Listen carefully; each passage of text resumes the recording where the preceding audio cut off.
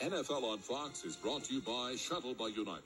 Over 370 flights each weekday, serving 11 West Coast cities. Call 1-800-SHUTTLE.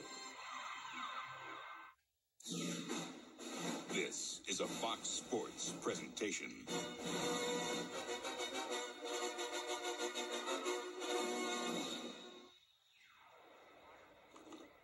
Al, who do you think of when we make love? Dr. Kevorkian. A Married with Children Easter will return, but first, this Fox special giveaway. The 1 millionth caller wins our big grand prize. I like those odds. Congratulations, you're our grand prize winner. What I win? A new car? A trip to Hawaii? You've won a free visit to NFL on Fox. Oh!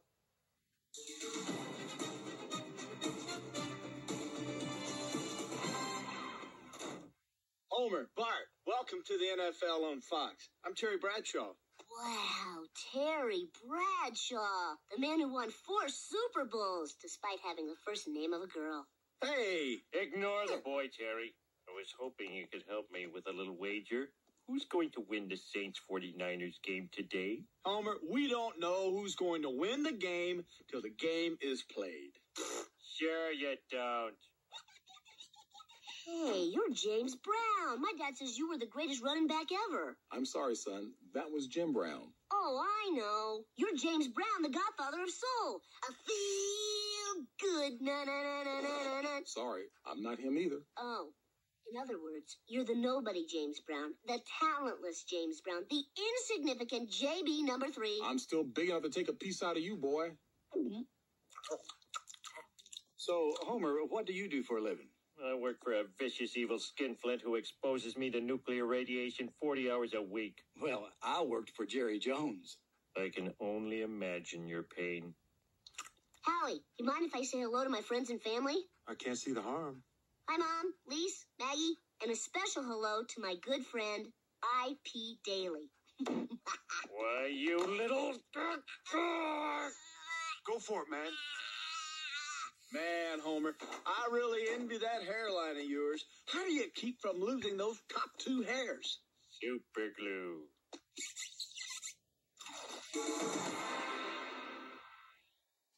Enough of this garbage. I want football. Plant your butt on the couch, because it's the NFL on Fox. Part go! When the Niners pack in another ring, the NFL is now Steve's world, and everyone else is looking for a way to survive. Last season, the Saints got divine help from their man Emmett, but this year's Holy D could definitely use your prayer. Philly's new look O hopes to take Mr. C to the playoffs over rushing waters and smoother roads. This could be it for the Bucs, as Sam gives the ball to Dilfer and the boot to Erickson.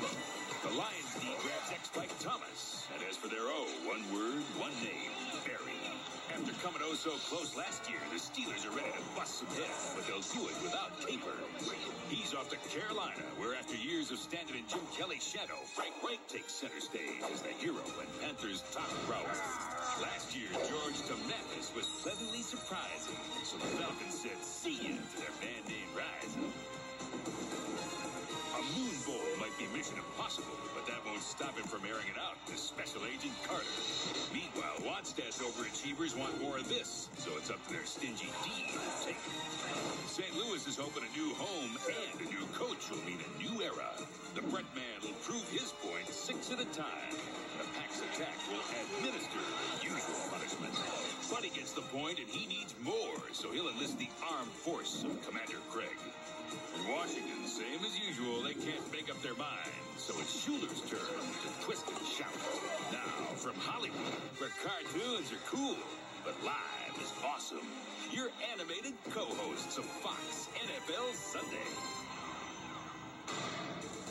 It's football for real today as the regular season gets underway, and we welcome you back to the friendly confines of Fox's Hollywood studio as we kick off the 95 season right here on Fox. And good afternoon, everyone. I'm James Brown, and we thank you for joining us. We also look forward to providing you with the biggest and best coverage of all the action around the NFL. And this year, we'll be taking the show to the homes of viewers throughout Central and South America and Asia. Joining me in this effort, as always, the starting lineup, Terry Bradshaw, fresh from his PhD over the summer. Howie Long, big movie star. Jimmy Johnson enjoying the water down in South Florida. Is this a great day? I am so happy. I am so thrilled because for once in my lifetime, Howie is as ugly as me in those cartoons. Boy, you look sick. The question is, though, Jimmy eating a donut, any significance to that? I'll never eat another donut, and you blew your cool. I thought you were the godfather of soul. Maybe as far as I'm concerned, my mother believes that, and that's real for me. All right, we'll get a lot more coming from these guys in just a second. Now, in addition to my outstanding partners, Fox Sports proudly welcomes Pam Oliver to our starting lineup, and we'll be hearing from Pam just a little bit later in today's program. But first, this is what's happening around the league. In the latest from the Sanders sweepstakes, although no official offer has been tendered, it is believed that Dallas's Jerry Jones is prepared to offer Dion a substantial contract, front-loaded with a $5 million signing bonus. Now, if that happens, San Francisco's Carmen Policy told us last night he would definitely not match that offer. He fears it will disrupt the financial structure of the 49er team. Now, additionally, Dion recently completed a series of Sega commercials for his soon-to-be-released video game. And in them, check this out, he donned the uniform of 6 different teams, including that of the Silver and Black. You got it, the Oakland Raiders. The Cowboys believe Al Davis may become a player in the Dion Derby. And what poses an additional question, especially for the 49ers, is that Dion may require arthroscopic surgery on his injured left ankle that would further delay his return to the NFL. Dion is expected, by the way, to make his decision this coming Friday. In other news regarding the Raiders, the NFL has slapped a lawsuit against the team and owner Al Davis, suing them for a share of the financial gain from relocating to Oakland. The NFL believes the Raiders owe between $3 and $4 million a year to be split among their respective partners. The Rams believe they could be next on the NFL's lawsuit hit list because they have yet to pay the league a dime for relocating to St. Louis.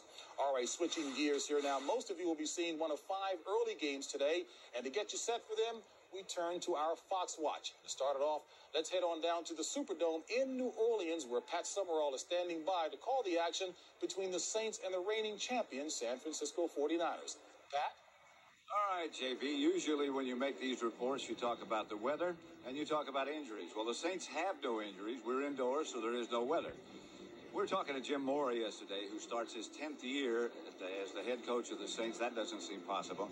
He says he feels best about this offensive group that he has together than he ever has about anyone since he has been here.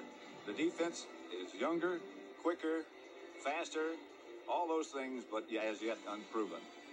They'll be interesting to follow. As far as the 49ers are concerned, Harris Barton will miss, and he protects, don't forget, Steve Young's blind side, because Steve is left-handed. Harris is out, will not play. Now let's go to Tom Brenneman. All right, Pat, thank you very much. They're expecting a big crowd here at the Georgia Dome today, and they're talking playoffs with their hometown Atlanta Falcons. But the real story here today, of course, the inaugural game of the Carolina Panthers, the first in franchise history. Now, under normal circumstances here at the Dome, media credential requests range around 650. Today, nearly 900. And from the Carolinas, the state of Georgia alone, 23 radio stations, 33 television stations, and 74 newspapers. The satellite trucks littering the parking lot just outside the Georgia Dome, and they are some kind of fired up about NFL football under head coach Dom Capers. Let's now send it to Kenny Albert, standing by in Green Bay. Thanks, Tom. It's a beautiful day at Lambeau Field as the Green Bay Packers kick off their 75th anniversary season hosting the St. Louis Rams. We bring you across the street on Lombardi Avenue, the Packer Hall of Fame, on the 25th anniversary to the day of the death of Hall of Fame coach Vince Lombardi. Now, as far as the 1995 Packers are concerned, for the first time in his 4-year Green Bay career, quarterback Brett Favre will be without the blindside protection of left tackle Ken Rutgers. He'll be replaced by Joe Sims. Interestingly, the Rams have flip-flopped defensive end Sean Gilbert and #1 draft pick Kevin Carter, so the All-Pro Gilbert will be matched up against the less experienced Sims. Now let's head up to the city where Vince Lombardi coached in his first ever NFL championship game in 1960. Here's Mike Breen in Philadelphia. Kenny, beautiful blue skies at Veterans Stadium in Philadelphia as the Eagles open up their season against the Tampa Bay Buccaneers. For the Eagles, the Ray Rhodes era has begun. He takes over for Rich Kotite. No one is more happy about this.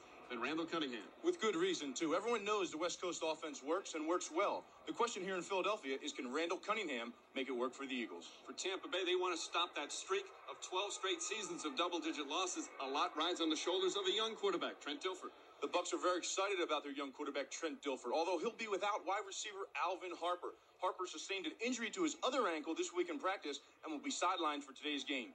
That puts the workload on number 32 running back Eric Rett, who last year rushed for over 1,000 yards as a rookie. I think he can handle it. Now let's go back to Pittsburgh. Kevin Harlan and Jerry Glanville. All right, Mike, thank you very much. Today, the best running back in the National Football League takes on the best defense in the NFL, Detroit's Barry Sanders, against the Pittsburgh Steelers defense, which, by the way, is a bit nicked up, especially at cornerback, where Willie Williams makes his second career start today in place of the injured Deion Figures. The man who led the NFL in sacks a year ago, Kevin Green, a broken right hand. The cast is on. He will start. Defensive problems for the Detroit Lions, especially in the secondary. Willie Clay, the free safety, mispracticed all week long. He will start back there, though, with Benny Blades. And in terms of the offensive line, a litany of problems for the Detroit Lions. Mike Compton starting in place of the holdout left tackle, Lomas Brown. The all-pro center, Kevin Glover, didn't practice all week. He is starting today, and there is great concern over the knees of Zephyrus Moss. That line is key for springing Barry Sanders free today against the Pittsburgh Steelers. Right now, we go back to James Brown. All right, Kevin, thank you very much. And many of you, including those viewers in New York and Los Angeles, will be taking in a doubleheader today. That includes a rematch of last year's playoff battle between the Bears and the Vikings. The rest will see if Buddy's boys, the Arizona Cardinals, as they head to RFK, if they are ready for action today against the Redskins. And as we bring it back inside of Studio 7, Jimmy, Chicago, an extremely well-coached team, but not a talent-laden team. Number one pick, Rashawn Salam, could be forced into action early and often. JB, I look for the Heisman Trophy winner to go into this game early, and Dave Wanstead's concerned.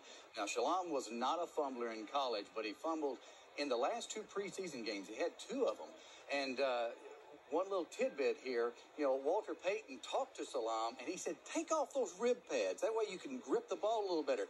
Wanstead wants Salam in there to have a big back to go up against that number one defense. The ribs can fly through your skin easier that way if the pads are gone. One of the things about this game is really watch for is that the receivers for the Vikings are tall. Reed and Carter are both 6'3", and the defensive cornerbacks for the Bears are itty bitty tiny guys, about 5'6", 5'8". And Jeremy Lincoln at right corner, he's got to play off and throw a lot of hitch routes on him. So look for James Burton to come in. Big, strong cornerback early in this football game. Yeah, Warren Moon's about 85% right now. Did not lead the team to a touchdown in the entire preseason. Didn't complete a pass for over 19 yards. He's about 85%. He says if he sits in the pocket, he's fine, but when he has to move, he has zero zip on the ball. They're going to go with two tight ends, try to pound the ball in Chicago. Chicago has not shown the ability to stop the run yet. But they will blitz him to force Moon. They're going to find out early whether or not he can throw that ball. Cardinals are in Washington last year. Buddy Ryan's defense ranked third in the league. Schuler threw 5 picks in that game. Yeah, 5 picks one game, but they said the other game, Schuler looked like an all-pro. It's a tale of two different quarterbacks. The good news is I talked to Ronnie Jones, coordinator from Arizona. They're coming with their basic package. They're not going to do anything extraordinary against Schuler. They're going to come with their typical 13 defensive fronts, basic 25 coverages, and basic 30 blitzes. Read my card. What does that Schuler, say? in December, led all NFC quarterbacks TD passes with 6. And yardage in the month of December. But you want to bench him. Not my man, Schuler. No, not the kid. No. Norv Turner said this week it's going to remind people of Aikman to Irvin, Schuler to Westbrook. Hey, he found out Schuler said that he was his hero. Now he's sucking up to Schuler. I can't stand it. All right, folks, these guys are a champion at the bit. It is champion, right? Shots already. That's what's happening around the NFL. Here's what's on tap for today's show. On tap! Today on Fox NFL Sunday. Stick around as we welcome Pam Oliver to Fox NFL Sunday. And she's not the only new look on opening day. Ricky Waters is sporting some new threads with the Eagles this year. And he's got some surprising answers to some tough questions. Were his troubles with the Niners bad rep or just a bad rap?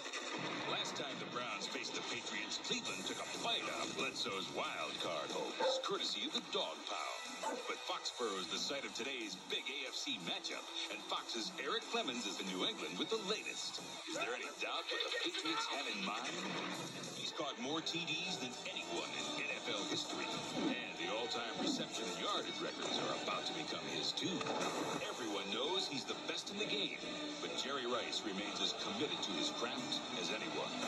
JB catches up with the 9-time Pro Bowl receiver and finds that Rice not only soars above the rest, and